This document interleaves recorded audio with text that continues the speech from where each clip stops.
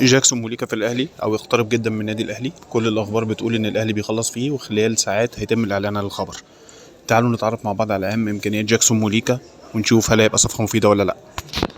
جاكسون موليكا، طبعا كلكم نفسكم تشوفوا جاكسون موليكا في النادي الاهلي. تعالوا كده مع بعض نتعرف على امكانياته ونشوف مهاراته واهدافه ونشوف ليه هو جدير ان هو يلبس فانيلة النادي الاهلي. تفتكروا هل ممكن الاهلي يتعاقد مع جاكسون موليكا في فترة الانتقالات اللي جاية وتبقى صفقة من العيار الثقيل؟ هنتفرج وهنعرف مع بعض. يلا بينا نشوف الفيديو. جاكسون موليكا لاعب مازيمبي السابق ولاعب ستاندرد لياج في بلجيكا الحالي. هو عنده 22 سنة. هنتكلم عليه النهاردة بما انه اسمه ارتبط بالنادي الاهلي واتصور بفانيلة الاهلي كتير. طبعا مهاجم من احسن مهاجمين افريقيا في الوقت الحالي. هنتابع فيديوهاته مع بعض عشان ناخد فكرة، عشان لو حصلت المعجزة وجه الاهلي نبقى عارفين برضو عندنا فكرة عنه. طبعا هنا هو بيلعب برجليه اليمين كويس جدا. خطاف، بيعرف يخلص، عنده اللمسة الأخيرة بتاعته هايلة. مثلا الكرة دي انفرادة حطها بكل ثقة، وعنده ثقة يعني كبيرة جدا في إمكانياته، وبالذات في رجليه اليمين. يعني هو رجليه اليمين عنده ثقة فيها جامدة جدا. هنا الاستلام بيستلم تحت ضغط حلو جدا، وبيرقص وبيحط برجليه اليمين. شايفين احنا الثقة طبعا، يعني بيرقص في خرم إبرة زي ما بيقولوا وبيحطها برجليه اليمين. برضو هنا الاستلام هو طبعا اللي تحتيه الدايرة الخضراء دي. برضو ولم حريف، مهاجم حريف، يعني مهاجم مش مهاجم قوي بس، لا مهاجم كمان قوي وحريف. هنا بيستغل الكور العرضية. هو كمان في ميزة مهمة جدا، ان هو بيتواجد في الاماكن اللي بيعرف ان الكرة هتجيله فيها. وعلى فكرة دي موهبة، دي مش موجودة عند اي حد، اللي هو بيعرف يتحرك وبيعرف يقف في مكان عارف ان الكرة هتجيله فيها. هنا طبعا اجوانه مع مازيمبي. هو جسمه مش كبير قوي، يعني مش مهاجم طويل يعني، بس هو حريف وبيلعب على الارض كويس جدا. وعلى فكره هو هيدر مش بطال، يعني هو بيلعب بدماغه برده كويس. هنا مع منتخب الكونغو بصوا بيتواجد وبيخطف على طول، يعني هو في ميزه ان هو بيتواجد وبيخطف. طبعا ده لو جه الاهلي هيبقى مكسب كبير جدا. هنا برده مع منتخب الكونغو، ادي انا بقول لحضراتكم هو بيلعب بالهيد حلو برده، هيدر كويس جدا مع انه مش طويل.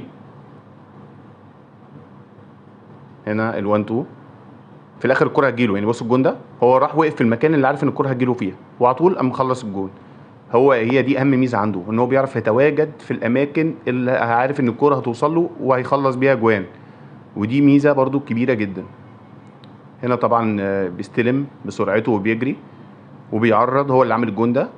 وطبعا الجون سهل جدا، يعني كمان مش بيكتفي ان هو بيجيب جوان، لا ده كمان بيصنع جوان. يعني هنا شايفين العرضيه رائعه رائعه، اللي هي ارضيه برازيليه ورايحه في المكان المظبوط بالظبط.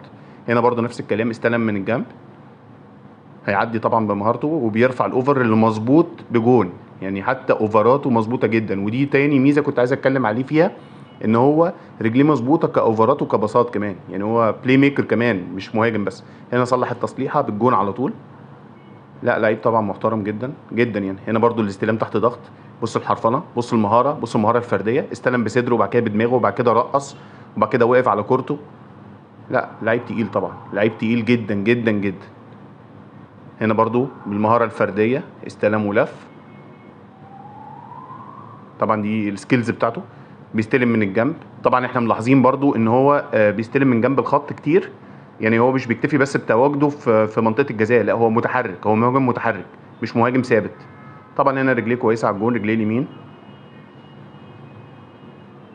طبعا هو يعني موليكا اسمه مرتبط بالاهلي كذا مره، عشان هو نزل صورته بتيشيرت الاهلي اكتر من مره. في ناس كتيره بتقول ان هو عشان صديق بواليا، فبواليا هو اللي اداله التيشيرت، ايا كان. بس طبعا يعني هو مهاجم اكيد الاهلي حاطط عينيه عليه، مع ان طبعا سعره هيبقى غالي. يعني هو دلوقتي بيلعب في الدوري البلجيكي في ستاندرد لياج، فطبعا هو مش هيبيعه بسعر قليل، يعني اكيد هيبقى سعره غالي جدا. نتمنى طبعا لو هيضيف للاهلي ان هو ينضم للاهلي. هنا طبعا تحركاته، هو الكرة دي ضيعها بس دي تحركاته، بيعرف يتحرك وبيعرف يظهر البلاي ميكرز كويس قوي. هنا لعب بدماغه، بقول لحضراتكم هو برضو بيلعب بدماغه كويس مش وحش. بس طبعا مش احسن ميزه عنده، يعني احنا تاني هعيدها لكم، احسن ميزه عنده ان هو بيلعب برجليه اليمين كويس قوي. عنده مهاره، واثق في مهارته بالذات برجليه اليمين، عنده ثقه في نفسه جدا. بيتحرك في الاجناب، رجليه مظبوطه في الاوفرات، بيعرف يصنع العاب برضو، وعمل كذا جون، اكتر من جون. هنا برضو اهو ظهر ال1 2، رجليه مظبوطه جدا في البساط حتى، الكوره كانت هتدخل جون في الاخر. لا لعيب ان شاء الله يبقى اضافه في حاله انضمامه. هنا برضو من جنب كالعاده، والاوفر مظبوط، اوفراته مظبوطه جدا جدا، يعني رجليه فيها ميزان حساس، بيعرف يظبط الكوره. وادي الكوره. هنا برضو الضغط، بيضغط على المدافعين كويس قوي، طبعا ضغط وقطع كرة، يعني كمان برضو بيأدي واجب دفاعي كويس. ومن الجنب، والبصل مظبوطة كالعادة. برضو هنا السرعة. هنا برضو الواجب الدفاعي، بيأدي واجب الدفاعي كمان، فدي ميزة من المزايا اللي تضاف له برضو في الآخر، إن هو بيأدي الواجب الدفاعي. هنا برضو هيأدي الواجب الدفاعي بتاعه. نعم. بس فده ملخص جاكسون موليكا، وإن شاء الله نتمنى له التوفيق في حالة انضمامه لنادي القرن، النادي العظيم. شكرا.